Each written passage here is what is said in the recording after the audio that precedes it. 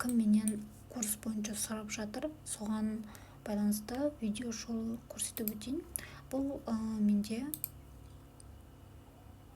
модуль 3 көрүп тургандарыңыздай сабак барысы, яғни курстун барысы негизи 5 модулден турады. Сол 5 модулдун 3-чү модулунда биз жоспар сызууду үйрөнөбүз.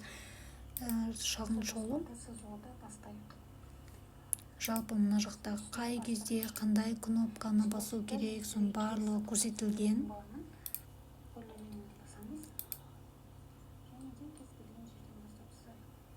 Осылай өзүңүзгө жанагы керек инструменттерди кай жерден калай басуу керек, жалпы баардыгы толук көрсөтүлгөн. Мына жакта өзүңүз карап тургандарыңыздай.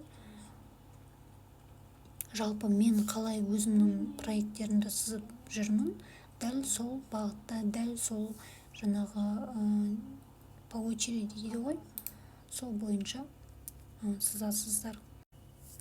Яғни курс барысында, мисалы 3-чү модульдө өткөн кезде сиздер уже жоспар сызып үйрөнөсүздөр, мындай размер коюп үйрөнөсүздөр, потом мебелдерди коюп үйрөнөсүздөр мына жакта.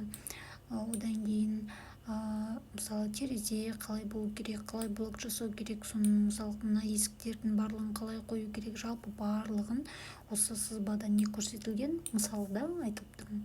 Сонун баардыгын сиздер сызып үйрөнөтүн боласыздар. Бул сиздерге кийин жумуска турууга алдын ала дайындык ретинде керемет мүмкүндүк.